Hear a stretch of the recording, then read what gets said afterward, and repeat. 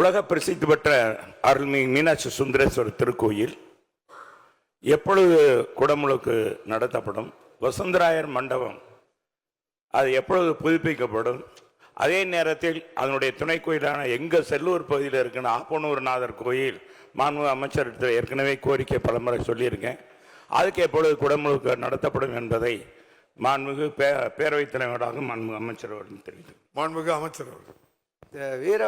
மாண்புமிகு பேரவைத் தலைவர் அவர்களே, வீரவசந்தராயர் திருக்கோயிலில் 2018ஆம் ஆண்டு ஏற்பட்ட ஒரு தீ விபத்திற்கு பிறகு அப்பொழுதிருந்த அந்த அரசால் நியமிக்கப்பட்ட ஒரு குழு அந்த 3 ஆண்டுகளில் சில பணிகளை மேற்கொண்டிருந்தாலும் அந்த வீரவசந்தராயர் மண்டபத்திற்கு தேவையான கர்த்தூன்கள் என்பது கிட்டத்தட்ட ஒரு 25 அடி நீளம் கொண்ட கர்த்தூன்கள் தேவைப்படுகின்றது.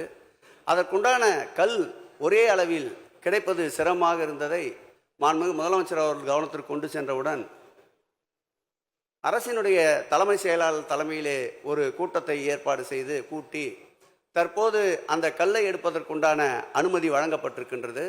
அதற்கு ஏற்கனவே 19 கோடி ரூபாய் அளவில் டெண்டரும் கோரப்பட்டு அந்த டெண்டர் பணிகளும் நடந்து வருகின்றது. இந்த வீரவசந்தராயர் மண்டபத்தை ஒவ்வொரு இந்து சமய அறநிலையத்துறை ஆய்வுக் கூட்டத்திலும் மாண்புமிகு தமிழக முதல்வர் அவர்கள் கவனத்திற்கு கொண்டு வந்து அவரும் இதை தொடர்ந்து கண்காணித்து வருகின்றார். விரைவில் அதற்குண்டான பணி போர்க்கால அடிப்படையில் நடைபெறும். அவர் கோரிய அந்த ஐயனார் திருக்கோயிலுடைய குடமுழுக்கு பணியும் வெகு விரைவில் மேற்கொள்ளப்படும்.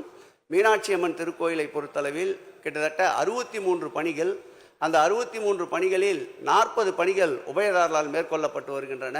மீதம் இருக்கின்ற 23 பணிகளையும் முடித்து அடுத்த ஆண்டு டிசம்பர் மாதத்திற்குள் நிச்சயமாக குடமுழுக்கு அனைவரும் மகிழ்ச்சியுறுகின்ற வகையில் நடத்தி தரப்படும் என்பதை பேரவைத் தலைவர் வாயிலாக எங்களுடைய பக்தன் செல்லூர் ராஜ் அவர்களுக்கு தெரிவித்துக் கொள்கிறேன்.